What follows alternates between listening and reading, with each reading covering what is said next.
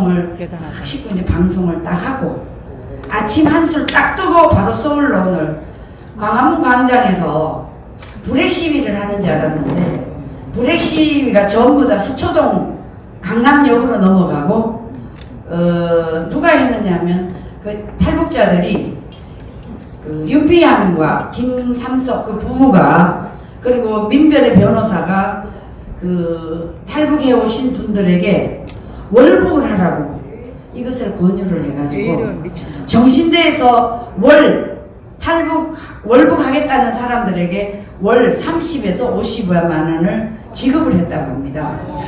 이렇게 되다 보니까 이 정신대에서 돈을 거둔 이 돈이 여러분 대한민국을 자유를 찾아서 넘어온 그 우리 국민 아닙니까?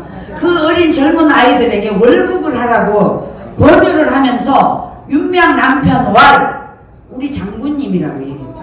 미친놈. 거기서 수령님이라고 얘기를 했다. 아이고 주여. 그러면서 북한에 부르는 군가를 불렀다는 겁니다. 자 여러분 이렇게 되면 대한민국의 저 정신대가 정말로 어른을 위해서 그 위안부 어르신들을 위해서 하는 단체라고 볼 수가 있습니까? 아닙니다. 절대 아니에요. 맞습니다. 그런데 어제 윤미향 씨가 나와서 하는 얘기 들어보셨죠? 전부 다 아니다. 그럼 뭔데? 국가 돈을 13억씩 받아가지고 5억만 그 회계장부에 적혀있고 8억이 행방불명이 됐다는 겁니다. 이것뿐만 아니라 또 다른 단체에서 많은 돈이 들어왔는데 지금 37억이 행방불명이라는 겁니다. 그래서 여러분 참 우리나라가 이렇게 위기에 와 있습니다. 어르신들을 앞세워서 저렇게 한다는 거는 여러분 일륜적으로 그게 도대체 이해가 가십니까? 갈 수가 없죠. 그래서 제가 아침에 제 일상을 말씀을 드렸는데 이제 오후 되면 막 이제 졸려요. 너무 일찍 일어나다 보니까. 그런데도 저는 대한민국을 바로 세울 때까지 그리고 이 자유대한민국에서 가장 유일하게 종교 지도자로서 우리 기독교의 정광훈 목사님께서 앞장서서 이 일을 하시고 계시기 때문에 저도 부족하지만 목사님과 함께 자유대한민국을 반드시 지키는데 앞장서도록 그렇게 여러분들에게 말씀을 드릴 수가 있습니다. 여러분 지금 목사님은 몸이 좀 안 좋으세요. 아무래도 그래서 지금 아직까지 활동을 잘 못하시고 계시지만 여러분 목사님에서 기도 많이 하시죠? 네, 그래서 목사님 빨리 운동을 하셔야 돼요. 운동을. 그래서 여러분 운동할 수 있는 마음이 생기도록 기도해 주세요. 진짜 그게 필요합니다. 병원에 가서 주사 맞는 것보다 운동하는 것이 더 좋습니다. 저도 목사님보다 제가 나이가 더 있어요. 그런데도 제가 왜 이렇게 건강하냐? 저는 철저하게 생활 규칙을 지킵니다. 그리고 차를 안 타고 다닙니다. 전부 대중교통을 사용하고요. 웬만하면 걸어 다닙니다. 걸어야 복이 오고 걸어야 건강해진다는 거 여러분 아시죠? 네. 자 오늘 우리 여성의 시간이 지금 대전에서 올라오는 김유나 엄마인데요. 지금 차가 너무 막혀서 대표님 어떡할까요? 막 그래. 그래서 애기들 3명인데 애기들 데리고 온다는 거예요. 그래서 좋다고 오라고 그랬는데 여러분 늦으면 제가 그 시간을 충분히 여러분들에게 시원한 말씀으로 제가 말씀을 전하고요. 오늘 첫 시간에는 우리 엄마 부대 저 인천에 대표로 있는 우리 김미숙 우리 대표님을 모시고 한 말씀 듣겠습니다. 여러분 박수 많이 쳐주세요. 네. 안녕하세요 여러분. 저는 유튜브를 하고 있는 다니스터 TV입니다. 제가 조금 전에 중앙성관위를 다녀왔어요. 중앙성관위에서 서양기 목사님을 만나 뵙고 왔는데 서양기 목사님 인터뷰를 잠깐 하면서 제가 느낀 게 있어요. 서양기 목사님께 제가 왜 그 경찰 쪽에서 댁에 와서 다 수색을 했냐 이런 얘기를 했더니 자기는 분명히 그 근거를 가지고 이제 많은 분들이 그 시청자들이나 그 주위에 있는 분들이 그 부정선거를 잡고 그걸 가지고 온 거예요. 그 대표한테. 그랬더니 그거를 가지고 이야기를 했던 것 뿐인데 그 누구랑 내통을 했는지 누구랑 또 그 안에 있는 그런 사람들이 고발을 해서 서양기 대표님이 갖고 계셔서 그거를 또 이제 발표를 하고 그랬는지 알고 집을 다 수색했다고 하더라고요. 그러면서 지금 중앙선관위 앞에 그 팻말을 보면 뭐라고 써있냐면요. 부정선거에 대해서 고발하라고. 그러면 돈도 주잖아요. 그죠? 잘 잡으면 몇 천만 원도 준다고 제가 들었어요. 그렇게 써놨으면서 그런 제보자를 수색하고 제보자가 나쁘다는 식으로 지금 하고 있잖아요. 그 여자의 몸으로 사실은 그런 집 안 수색을 당했다면 사실은 좀 놀랬다라는 제가 생각이 들고요. 또 한쪽에 국명총회 김진희 대표를 제가 좀 만나보니까요. 김진희 대표는 아기가 셋이에요. 근데 막내 아기가 초등학교 5학년이에요. 근데 초등학교 5학년 아이가 엄마랑 이제 계속 떨어져 있다가 구리 선관위에 왔던 거예요. 근데 엄마가 그날 다치는 날 아들이 그 뒤에 있었던 거예요. 그래서 그걸 보고 그 초등학교 5학년 애가 너무 놀란 거예요. 엄마가 이런 일을 하나 보구나 싶어서 막 물들어요. 그래서 엄마 어떻게 되는 줄 알고. 그러면서 이제 앰뷸런스 타고서 병원에 갔잖아요. 그래서 제가 그런 걸 보면서 아, 여자가 위대하구나. 여자분들이 정말 남자분들이 못하는 일을 다 하고 계시구나. 중앙선관위에서 사실 가장 초점을 두고 있는 분이 두 분이 아닌가 그런 생각을 했어요. 그리고 이제 그 병원에 들어가다 나오시는 분을 제가 또 만나서 인터뷰를 했었거든요. 그러면서 저희가 여자분들이 정말 못할 게 없구나 그런 생각을 하고 이 나라가 정말 아줌마들이 끌고 가는 거구나 그런 생각을 했어요. 근데 저는 이걸 보면서 어제 윤미향 그분이 그 나와서 땀을 질질 흘리고 그 화장품이 다 지워지더라고요. 땀을 너무 많이 얼굴은 안 그런 척하면서 땀을 질질 흘리는 거 보면서 저는 마음이 안 좋더라고요. 저 속은 어떨까? 저 속은 지금 안 좋다는 거잖아요. 땀을 그렇게 식은 땀을 흘리는 거잖아요. 그러니까 안 되더라고요. 그러면서 이 사건이 이런 현상이 왜 하나님께서 우리에게 보여주시는 건가? 이런 것들이 왜 우리나라 이 자랑스러운 우리나라에 이렇게 자꾸 많아지는 건가 그런 생각을 하면서 우리가 정말 하나님 앞에 한 번쯤은 점검을 해야 되겠구나. 신앙을 점검하고 또 우리가 회개할 것을 하나님 앞에 말씀으로 찾아야 되겠구나. 그런 생각을 했어요.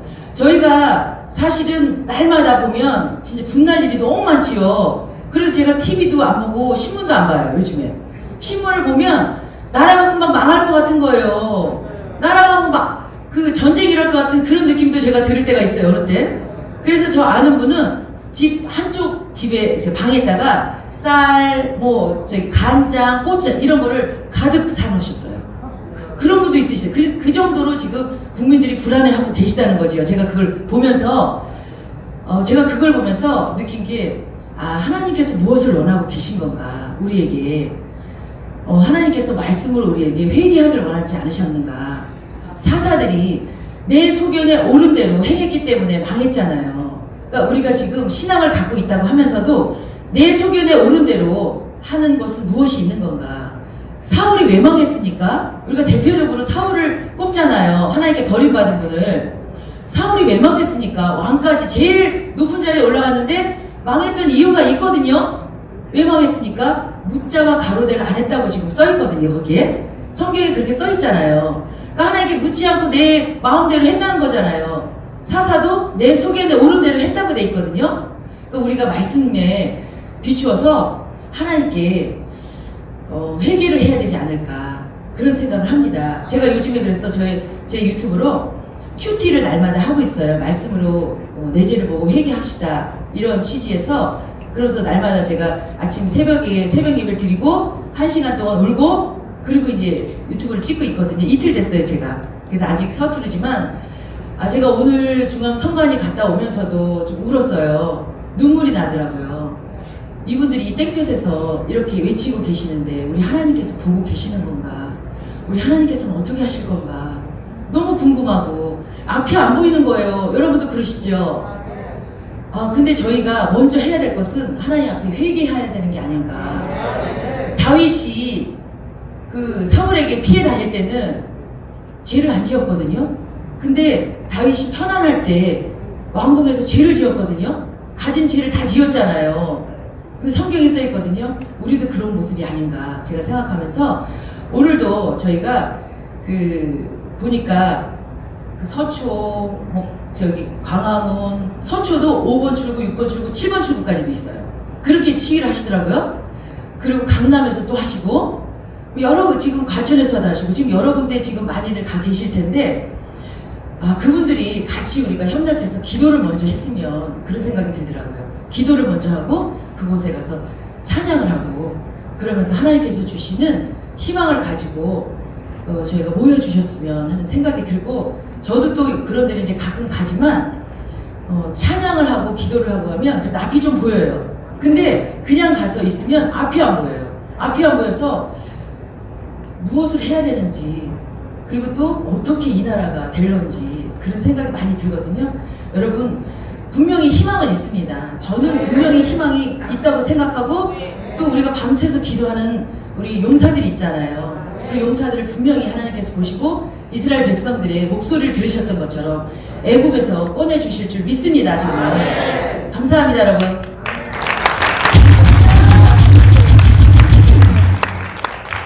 아이고 우리 대전에 김유나 엄마가 아직도 안 오네. 자 그럼 제가 이런 기회도 없잖아요. 제가 연설을 하겠습니다. 자 여러분 제가 오늘 아침에 어떤 방송을 했느냐 하면 대한민국 여러분 3년 전에 박근혜 대통령님 계실 때 성주에 사드 배치한 거 아시죠? 근데 그 사드 배치를 저 악질 이 반동 분자들 그러니까 쉽게 말하자면 저 문재인 독재자의 패거리들이 성주에서 그걸 못하게 아주 들어놓고 말았어. 이렇게 되다 보니까 거기에 연관된 그 성주에 땅을 준 롯데가 중국에서 완전히 망했어요. 여러분 아시죠? 왜 망하게 했느냐? 중국에서 롯데 백화점이고 뭐 싹 다 망했어요. 왜? 사드 배치 부지를 국가에다 줬다고. 여러분 그런 롯데가 얼마나 가슴을 쳤겠습니까?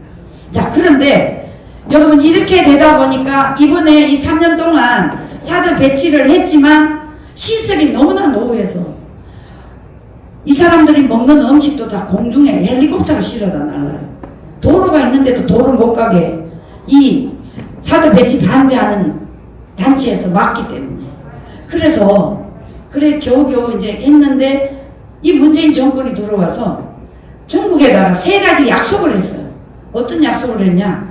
사드 배치를 더 이상 하지 않겠다. 그리고 한미일 관계에서 우리는 그냥 침묵하겠다. 그 다음에 3번째는 뭡니까? 미국의 MD라고 방어 미사일 그것에 대해서 우리는 관여하지 않겠다. 여러분 이게 지금 문재인 제가 또 욕 나오려고 한심한 대한민국의 지도자가 여러분 이렇게 했어야 되겠습니까? 그러니까 미국은 이미 이 문재인 정권이 이 사람들은 자유민주주의를 추구하는 권력이 아니구나 이렇게 생각을 딱 하고 트럼프 대통령은 이미 그것을 다 포섭을 두고 있는 것 같아요. 근데 여러분 지금 어제 29일 날 그것을 부랴부랴 세복에 보안시설서부터 모든 것을 사드 배치의 그 부속품까지 갈 수 있도록 하도 이 반대 집회자들이 발광을 하니까 세복에 그 일을 시도를 했어요. 그러다 보니까 경찰이 3,000명이 그걸 지켰어요. 세상에 여러분 대한민국의 국가 안보를 지키겠다는 미국의 사드 배치를 대한민국의 이 국민들이 성주 시민들이 이걸 반대했어야 되겠습니까? 여러분 이게 지금 대한민국 현실이에요. 그러니까 경찰이 3,000명이 많았어요 어제.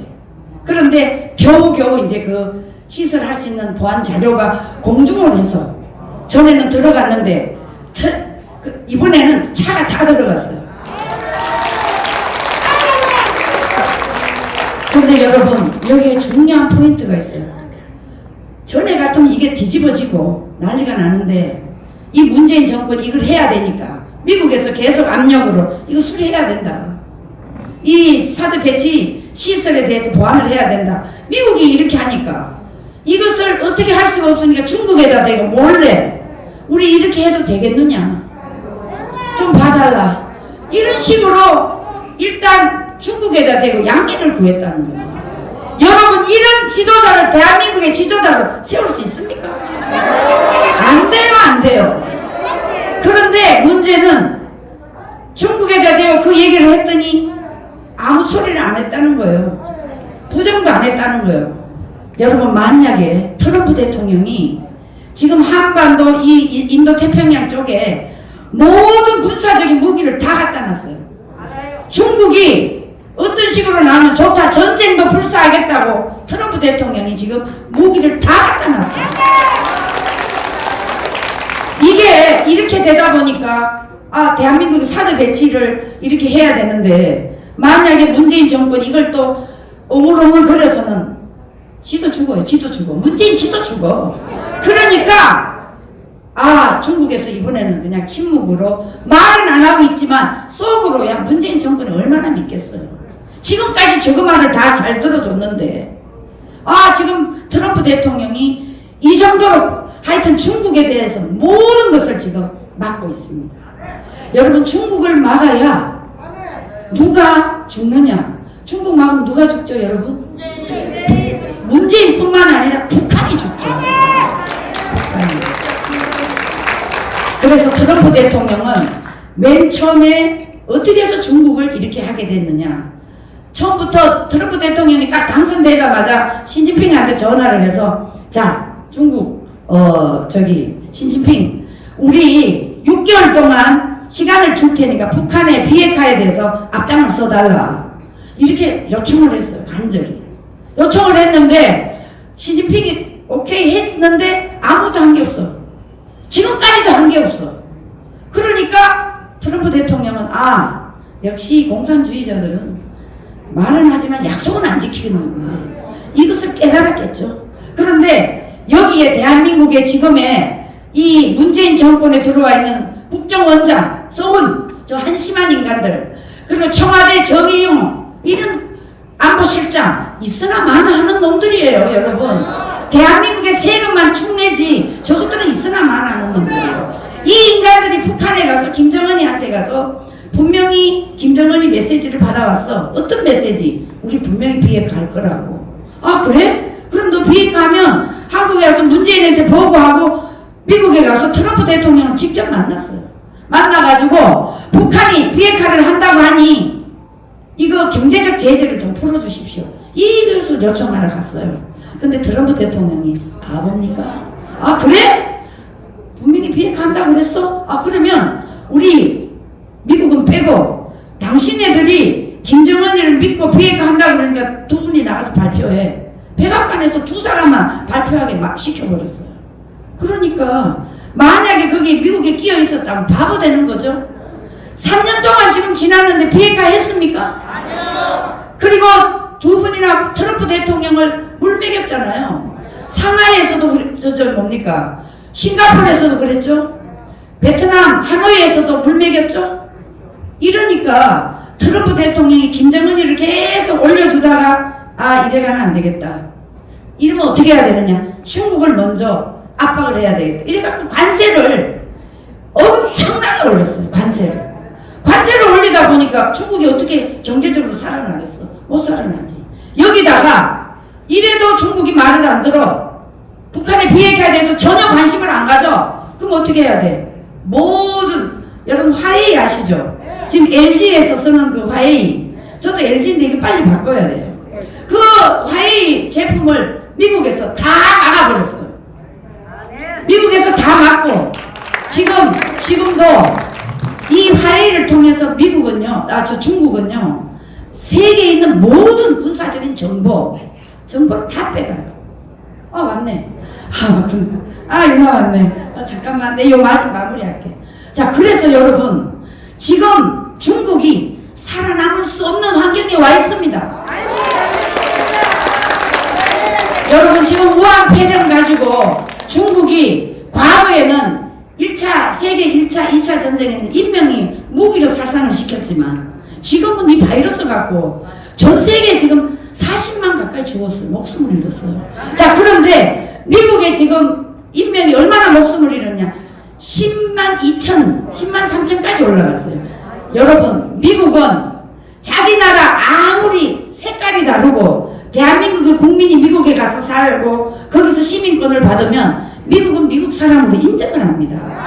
그래서 이 한국 교포가 미국에 가서 비자 얻어서 북한에 가서 거기서 김정은이한테 체포가 당해 있어도 이 한 사람을 구하기 위해서 미국은 저기 뭡니까? 어떤 사람을 보내서라도 그 사람을 데리고 오잖아요. 그런 나라인데 지금 미국에서 10만 2천 명, 3천 명이 목숨을 잃었는데 트럼프 대통령이 저 중국을 그냥 두겠습니까? 절대 그냥 안 둬요. 그런데 미국뿐만 아니고 전 세계가 지금 우한 폐렴 때문에 이 차이나 바이러스 때문에 목숨이 엄청나게 잃었잖아요.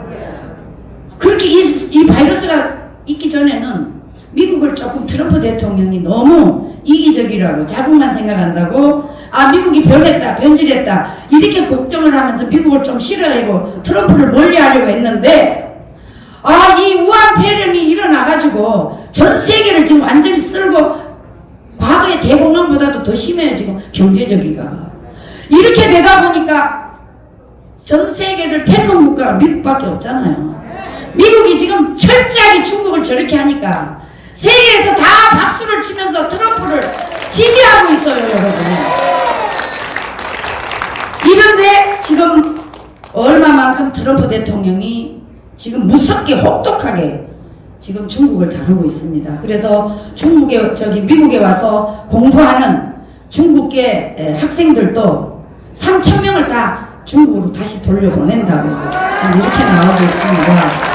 자, 그래서 제 할 얘기 뭐 1시간 해도 다 못하는데 우리 대전에서 올라온 우리 김유나 새아이 엄마를 모시고 얘기를 좀 듣겠습니다, 여러분. 네. 네, 늦어서 죄송합니다. 제가 여기 사랑제일교회는 정말 처음 와보는데요. 정말 저 불교에서 개종한 지 이제 5년 됐어요.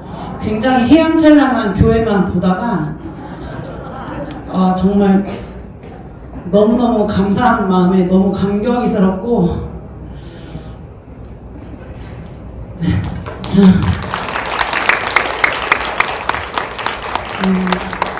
코로나랑 이런 여러가지 부정선거 등등 많이 힘드시죠, 여러분?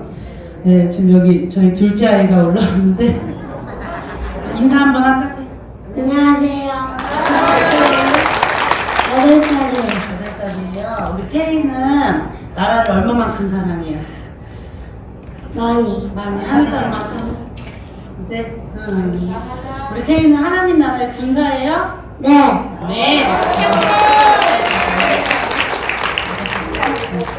네, 저는 지금 현재 세 아이들 10살, 8살, 5살 세 아들을 집에서 홈스쿨링을 하고 있습니다. 뭐 수학 하나 잘 가르쳐보고 과학 하나 잘 가르쳐보는 것이 아니라 정말 제가 이대로 아이들을 학교에 보냈다가는 홍위병이 아니라 그냥 배교하는 아이들로 만들겠더라고요. 그래서 저는 더 이상 아이들을 배교자로 만들 수 없다. 내 아이들을 정말 몇을 낳던 순교자로 만들어야겠다. 그런 사명으로 지금 홈스쿨링을 하고 있습니다.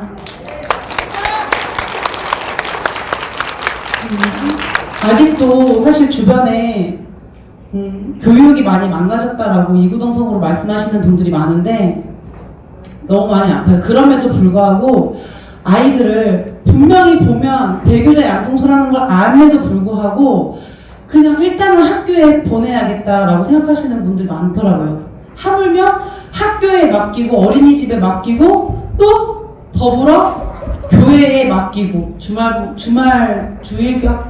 또 맡기죠, 아이들을.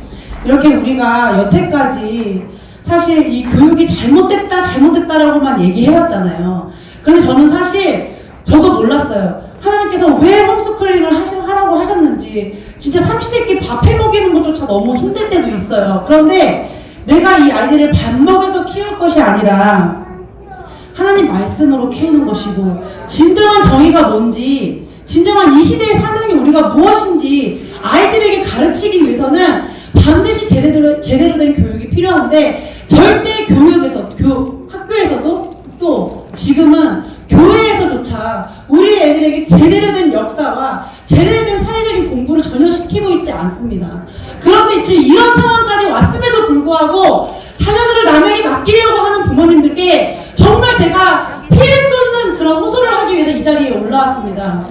여러분, 정말 제가 이 부정선거들을 통해서도요, 가만히 묵상해봤을 때 하나님 정말 우리에게 원하시는 것이 무엇인지, 하나님께서는 우리 한 사람 한 사람에게 인격적으로 대하시고 우리를 너무너무 사랑하시잖아요.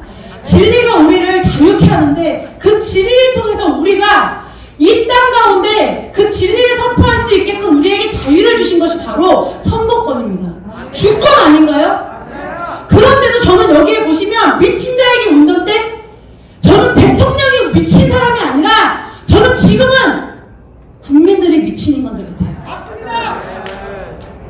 정말 하나님의 진리를 모르는 크리스찬들이 미쳐가고 있는 이때에, 아까 제가 유튜브를 보면서 왔는데요, 앞서서 인천 대표님께서 말씀하신 것처럼 정말 한 사람 한 사람을 깨어서 회개하지 않는 심정으로, 우리 아이들을 정말 피를 쏟고 눈물을 쏟는 심정으로 가르치지 않는다면 정말 이 대한민국, 또 하나님께서 그토록 원하시는 열방 가운데 우리가 선교할 수 있는 것들은 이 시대에 끊어지고 맙니다. 여러분, 말세지말이라고 그만하라고요?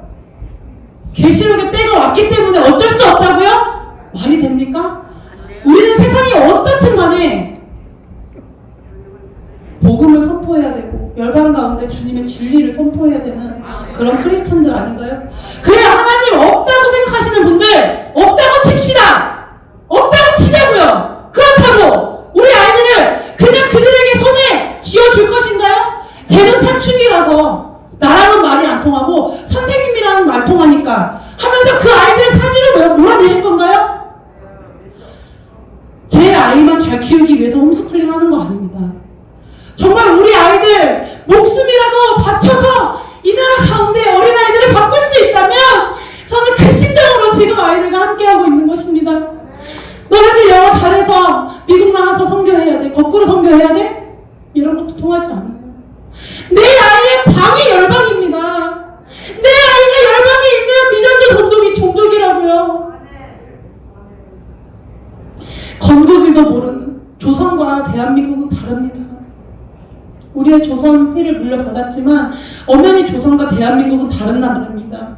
여러분, 75년 건국하고 75년이라는 시간 동안, 그전에는요, 제가 만약에 조선 말에 태어났다면 저는 이름도 없이 남성들에게 성으로 유린당하고 아빠 도박 때문에 팔려다니는 그런 노비에 해당하지 못했을 거예요.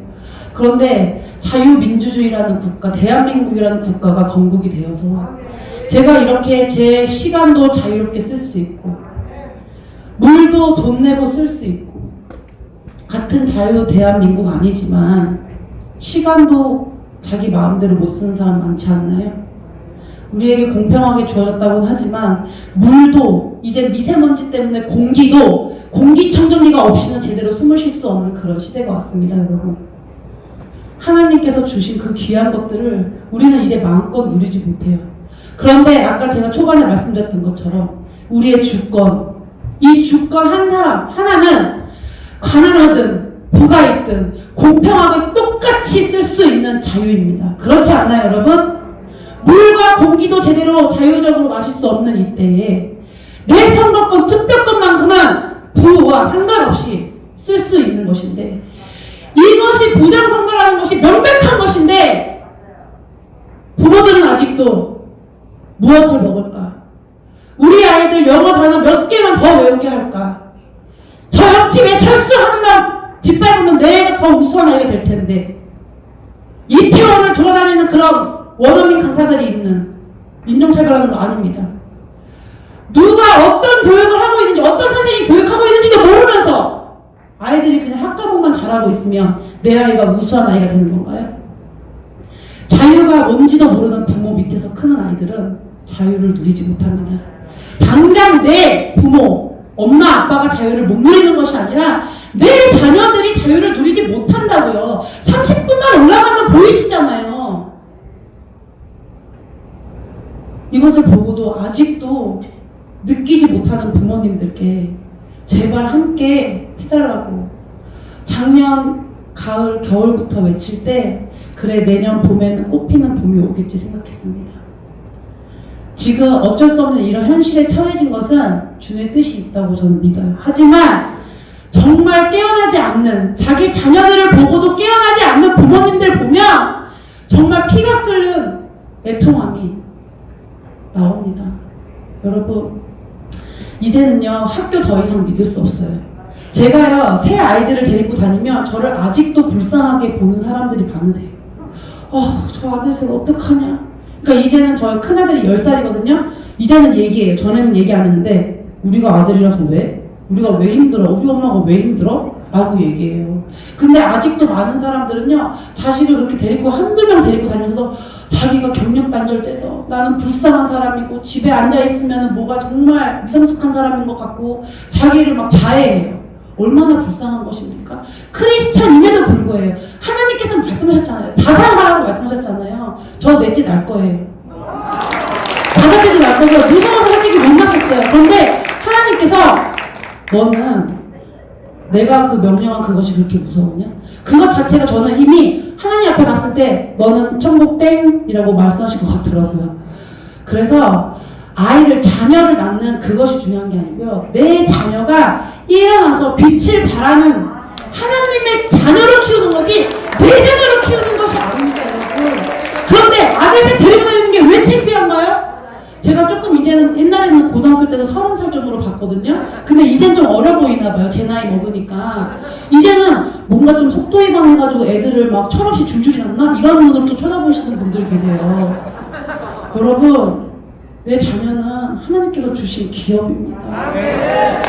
그리고 넌크리스찬인 분들도 분명히 기억하세요. 내 자녀는 우리나라뿐만 아니라 열방의 미래입니다, 여러분. 인공지능이 미래를 바꾸나요? 이제 수학, 과학 아무리 시켜도요 인공지능 나와서 우리 애들 지식 따라갈 수 없어요. 하나님이 주시는 그 근본, 지식의 근본인 지혜가 없으면 이 나라뿐만 아니라 전 세계가 멸망할 것입니다, 여러분. 이제 일어나서 여러분 빛을 발하십시오. 우리 아들이 빛과 소금이 되기 위해서는 여러분들 자신이 빛과 소금이 되셔야 합니다, 여러분. 함께 우리 아이들 교육에 동참해 주시고 우리 아이들이 어떤 교육을 받는지 제발 눈과 귀를 열어서 아이들을 확인하세요. 대화하세요. 조금이라도 사랑한다고 제발 하루에 10초만이라도 안아주십시오, 여러분. 그럼 그 아이가 빛과 되고 소금이 될 것입니다. 여러분 감사합니다. 부족한 저를 또 기다려주시고 또 이렇게 또 좋은 이야기까지 나누게 해주셔서 정말 감사합니다. 여러분 복된 주일 되시고 힘내십시오. 감사합니다.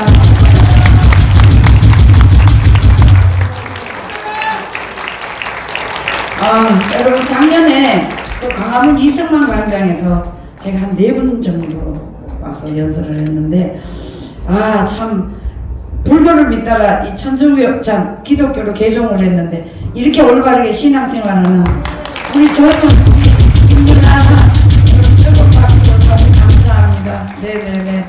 여러분 기다린 보람이 있으시죠? 네. 자, 저희 오늘 이번 토요일 여성의 시간 저희가 이렇게 마치기로 하고요.